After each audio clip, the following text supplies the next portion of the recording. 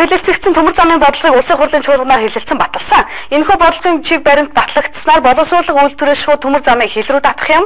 Ингэхдээ анх төсөл тусгасан 3 чиглэлээс нэгийг нь хасаж 2 үндсэн чиглэлээр явуулахар болжээ. Улсын хурлын чуулганы өнөөдөр нэгдсэн хурлааны эхэнд төрөөс төмөр замын тээврийн талаар баримтлах бодлогын хэрэгжлийг хангах зарим арга хэмжээний тухай улсын хурлын тогтоолын төслийн эцсийн хэлцүүлгийг хийж тогтоолын төслийг баталсан. Тогтоолын төслийн эцсийн найруулга дээр зарчмын зөрүүтэй нэг, найруулгын шинжтэй нэг санал гарсныг улсын хурлын гишүүдийн олонх нь дэмжсэн. Энэ төслөөр хятадын талтай хийж байгаа хэлцээ эерэг үр дүнд хүрсэн тохиолдолд боловсруулах үйлдвэрээс бүгд нэгт хятад ард улс руу чиглэсэн шинээр барих төмөр замын зарим шугамын цагиргийг өргөний хэмжээг 1435 мм байх боломжтой.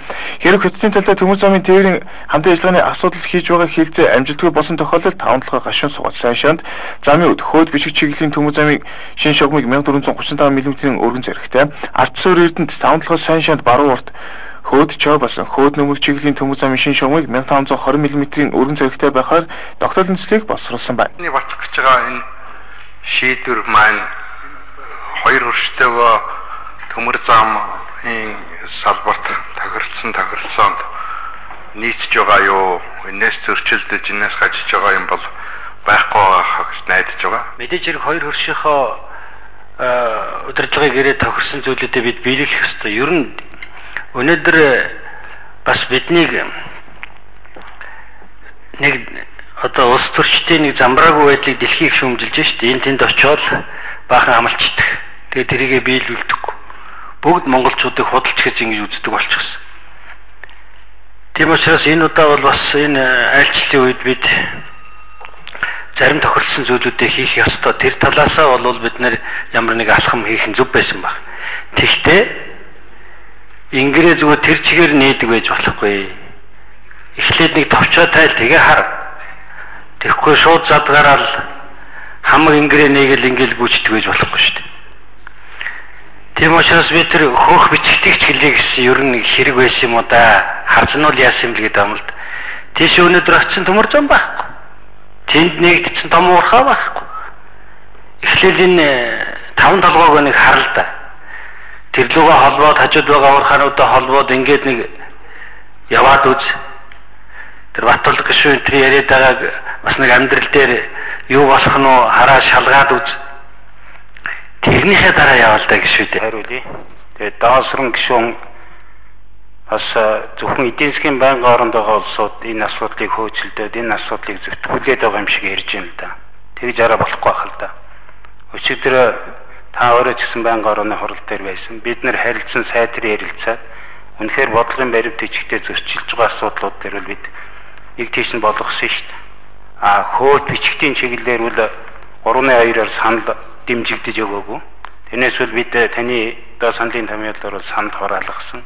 Ер нь бол цаашдаа бол таны хэлж байгаа бол үнэн. Бид өнөөдөр бол бодлогын баримт бичгтэй байгаа.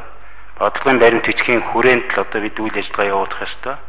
Тэрний эхний одоо жишг болгож бид энэ 5 толгой чиглэлийн нарийн цэргийг тавьяал гэдэг дээр бид бүгдээрээ санд нэгдсэн гэж ингэж ойлгож байгаа. Төмөр зам маань өөрөө ингэж явж байгаа нь транзит гэрээнд яах вэ? Одоо нөгөө транзит гэрээтэй маань одоо нааштай байна гэж үзэж болох уу?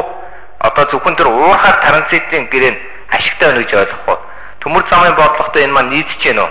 Өөрөөр хэлэх юм бол бид нар одоо юу гэж үзэх вэ гэвэл нэг уурхаагаас цаашаа одоо хятадын хилээр гарч байгаа тэр юуг одоо нүүрсийг транзитлахад зориулсан гэрээ биш шүү дээ гэж ойлгоод байна л да. Хоёр улсын ерөнхийлөгч дарга нарын ажлын үеэр бид үндсэн төмөр замдаа модернизац хийх тухайн асуудал хөндөгцсөн учраас сайн шанд замын үд гэсэн чиглэлийг болиё гэж үзсэн. Гурван улсын хэмжээнд энэ асуудлыг ярьж шийдэх учир засгийн газрыг өргөн байсан төслөөс сайн шанд замын үдийн чиглэлийг хасагдаж 5 толгой гашуун сухад хөөд бичигдсэн маршрутаар барих гэсэн юм. Харин байнгын орны хурлаас гаргасан саналаар хоёр асуудал нэмэгдсэн. За мөн нэг сэтгэлд ороод ирэх юм бол бусад аймагуудаар яг адилхан уул уурхайн компаниуд лоббидод ороод ирнэ. Сая өчигдрийн жишээ. Өчигдөр 2 төмөр зам лоббидож орж ирсэн хурлаа ангим дотроос говьалтай Баян хонгор ховд, Өмнө хов, Дунд хов, Сүхбаатар аймагууд лоббидод ороод ирнэ. Энийг яаж энэ лоббиг зогсоох вэ? Энэ тал дээр өчигдрийн байдлаас судалгаа хийсэн үү эдийн засгийн байнгын ороо? Яг л эдийн засаг юм байгаа тохиолдолд эдийн засгийн байнгын ороо бол өнөөдөр зөвхөн засгийн газрын одоо өргөн барьсан хуулийг хилцэж яана гэдэж болохгүй. Судлах ёстой. Бүр тэр тоо баримтаар нь энд 3 асуултанд хариулт. Хоёрдугаар асуулт ажлын хэсгээс. Энэ эцсийн хэлэлцүүлэх бэлдсэн материал дээр 2-1-д нь сайн шанд замын үдсэн чиглэл байж байгаа.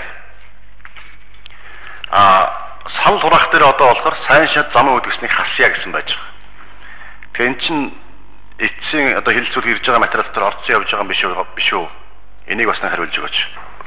Байнгын орны саналаар төрөөс төмөр замын тээврийн талаар баримтлах бодлогын хэрэгжилтийг хангах зарим арга хэмжээний тухай улсын хурлын тогтоолын төслийг батлая гэсэн санал хураая. Санал хураалт.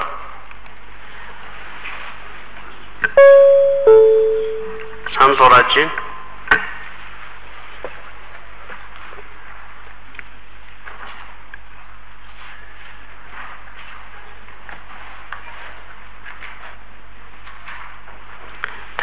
гишүүн олцод 43 гишүүн зөвшөөрч 84.3% саналаар тогтоолын төсөл батлагдлаа. Гишүүд ажлын эсрэг баярлалаа. Төрөөс төмөр замын тээврийн талаар баримтлах